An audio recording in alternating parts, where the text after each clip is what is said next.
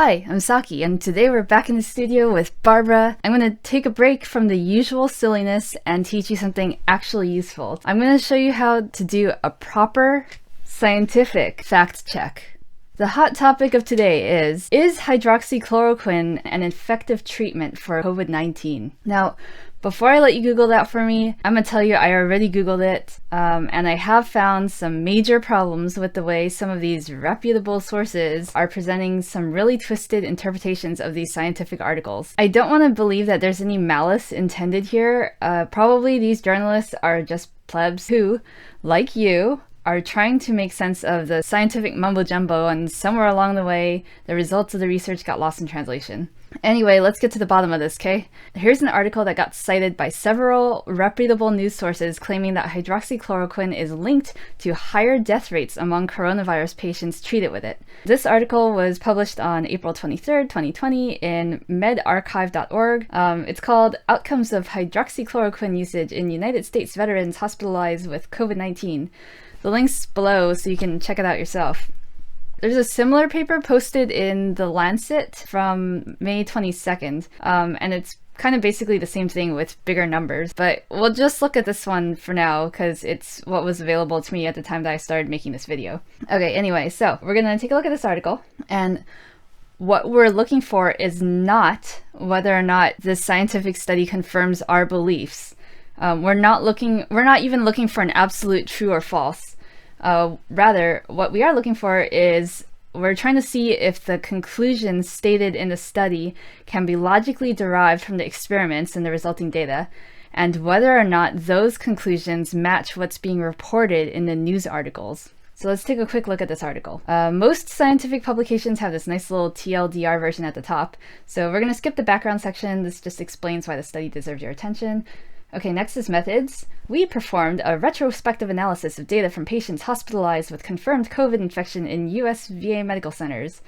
Patients were categorized based on exposure to hydroxychloroquine alone or with azithromycin as treatments, in addition to standard supportive management for COVID-19. So the last part of that is what's known as a control group. In a properly designed experiment, you always need a control. If you already know what the control is, just like skip 30 seconds ahead in this video. Otherwise, I'm explaining it to you. So let's pretend like we're growing some plants, okay? And these plants ain't doing so hot. And you gotta save them. So there's this experimental fertilizer called Brondo. And you heard that it has what plants crave. You take 10 of your dying plants and you put Brondo on them. And then a week later, 5 of the plants die. So maybe you can interpret this to mean that Brondo killed half your plants. Alternatively, an equally valid interpretation of the data is that Brondo saved half your plants that would have died if you didn't give them Brondo. So both of these interpretations are equally valid and invalid. It's kind of like Schrodinger's cat. This is what's known as inconclusive results, and that is why you need a control. A controlled experiment would have had it so that you had like 20 plants, and then you divided them into 2 groups of 10, and then you put Brondo on 10 of them and just plain water on the other 10. Then a week later, you can compare the results of the 2 groups. And if the water group did better, then you could say Brondo sucks. And if the Brondo group better, then you could say Brondo's great. And then if you have the same number of plants dying in both groups, then you could say, okay, there's no difference between putting Brondo on your plants from putting just water. So now that you know how to run a properly controlled experiment, let's get back to this article. So they split their patient data, 2 variables and 1 control. So next it says, the 2 primary outcomes were death and the need for mechanical ventilation. So these are the 2 criteria that they're using to determine the efficacy of the drug. This is how they're deciding whether to call the drug a success or a failure. We determined the association between treatment and the primary outcomes using competing risk-hazard regression, blah, blah, blah. Basically, they use some complicated math to figure out the connection between the variables and the outcomes. At this point, I have some sneaking suspicions about how this experiment was set up, but we'll get back to that later. Moving on to results. Let's fill out our handy table. So we've got a total of 368 patients. Death rates are 28% for hydroxychloroquine, 22% for hydroxychloroquine plus azithromycin, and 11% for the control group. Rates of ventilation are 13%, 7%, and 14% respectively. So let's take a look at these numbers for a sec before moving on. Just a quick glance will suggest to you that hydroxychloroquine is not doing a great job. It seems like there is a link between hydroxychloroquine and higher death rates. As for ventilation, it looks like hydroxychloroquine does not do anything on its own, but with azithromycin, it cuts the risk of needing ventilation by about 1/2 compared to the control group. So now let's see what these scientists have to say about their own data. In this study, we found no evidence that use of HQ with or without azithromycin reduced the risk of mechanical ventilation. Wait, what? I thought we just found that azithromycin was great for ventilation prevention. Anyway, okay, whatever. An association of increased overall mortality was identified in patients treated with HQ alone. These findings highlight the importance of awaiting the results of ongoing prospective randomized controlled studies before widespread adoption of these drugs. Okay, good. So I think actually that very last sentence of this conclusion section is the real point of this article. It's literally the bottom line. So check it out. They do admit here that their experiment is not randomized and not controlled, and they are saying that the study is inconclusive.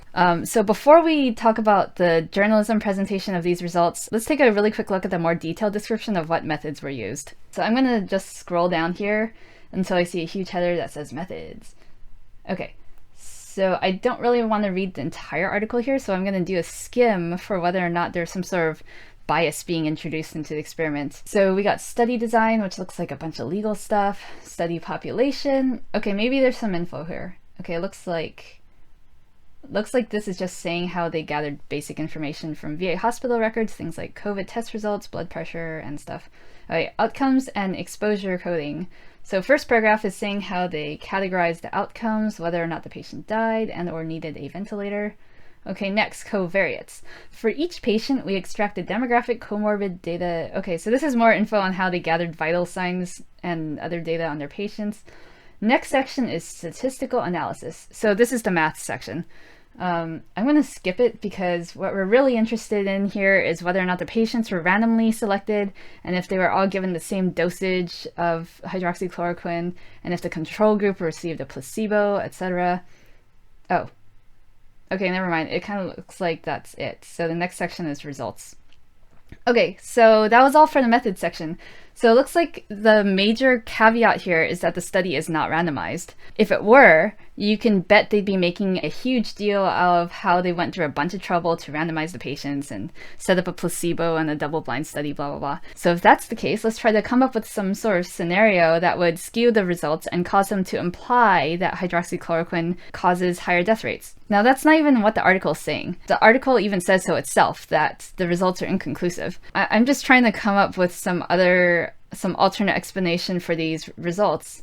It's not a conspiracy theory. All I'm doing is coming up with some sort of alternate hypothesis, and every alternate hypothesis, every conspiracy theory also needs to get thoroughly vetted and tested to validate or invalidate that theory, that hypothesis. So here's my alternate theory, just an educated guess as to why hydroxychloroquine is associated with higher mortality rates. So my guess is that, as with any experimental drug, doctors are more likely to give it to patients in more dire situations. So doctors be like, oh, they're probably gonna die anyway, so I may as well just give them this experimental drug and see what happens. Maybe it'll save their life. I mean, the worst that could happen is they die, which they was gonna do anyway. Whereas the patients who are in more stable conditions, the doctors probably be like, well, this patient might recover on their own. Like, why mess around with an experimental drug that might have side effects? So, I mean, basically doctors are good people. They're just trying to save lives, and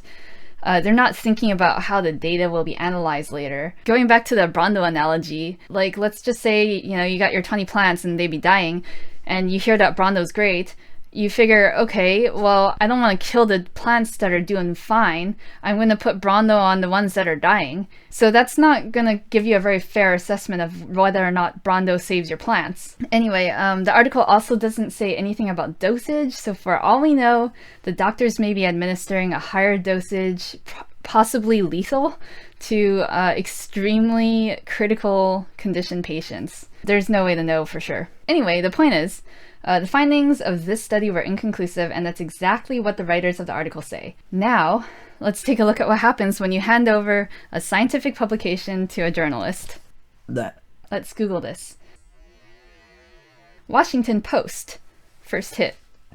Anti-malarial drug touted by President Trump is linked to increased risk of death in coronavirus patients, study says. So this is technically true, but it's also far from neutral language. So in this study, there was a link between hydroxychloroquine and death rates. I mean, there's a link between Brondo and plant growth, but it makes a huge difference if your headline says Brondo linked with plant deaths versus Brondo linked with plant recovery. Of course, the two dang things are linked. So this is just the journalist trying to make a splash by turning a neutral statement into a sensational claim. I also like how they add study says to increase the validity of their claim. Anyway, okay, let's go back. So next headline, BBC. Trump drug hydroxychloroquine raises death risk in COVID patients, study says. Okay, so whoa. This headline is not only claiming a link, it's actually saying that hydroxychloroquine raises the death rate. So let's read this a little bit. The death rates of the treated groups were hydroxychloroquine 18%, chloroquine 16.4%, control group 9%. Those treated with hydroxychloroquine or chloroquine in combination with antibiotics had an even higher death rate. So BBC is referencing the article published in the Lancet. Let me actually show you a quote from the article itself. The use of a regimen containing hydroxychloroquine or chloroquine was associated with no evidence of benefit, but instead was associated with an increase in the risk of ventricular arrhythmias and a greater hazard for in-hospital death with COVID-19. These findings suggest that these drug regimens should not be used outside of clinical trials, and urgent confirmation from randomized clinical trials is needed. Again, inconclusive study due to lack of a proper control, and somehow BBC turns it into anti-hydroxychloroquine PSA.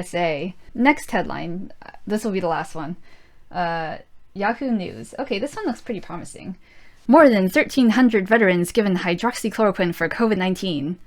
Okay, that actually sounds pretty neutral. So let's scroll down here and see what this is all about. Okay, so here's where they talk about the study. A retrospective review of the use of hydroxychloroquine on VA patients.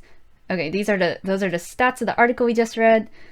But the research, which was not a rigorous scientific study, but simply an analysis of data, noted that the majority of patients given the medications were severely ill, on ventilators, and had underlying health conditions. They were all men, mostly black, with a median age of 65, demographics that placed them at higher risk for severe cases of the coronavirus. Okay, awesome. So maybe I should switch over to Yahoo News for factual facts. Anyway, that's really cool. So Yahoo News got it right. They interpreted the study correctly. So to sum it all up, it's really important that you do your own fact checks because sometimes these news headlines are completely misleading. As for hydroxychloroquine, all I'm saying now is that if it were actually a dangerous drug that killed people left and right, you can be absolutely certain that the President of the United States would not be taking it. There'd be more than one person trying to stop him. More than likely, he's got the inside scoop and you don't. Just saying, that's what's likely. Anyway, thanks for watching. Hope you learned about fact checking. Tune in next time for some farts and drafts. I mean, arts and crafts.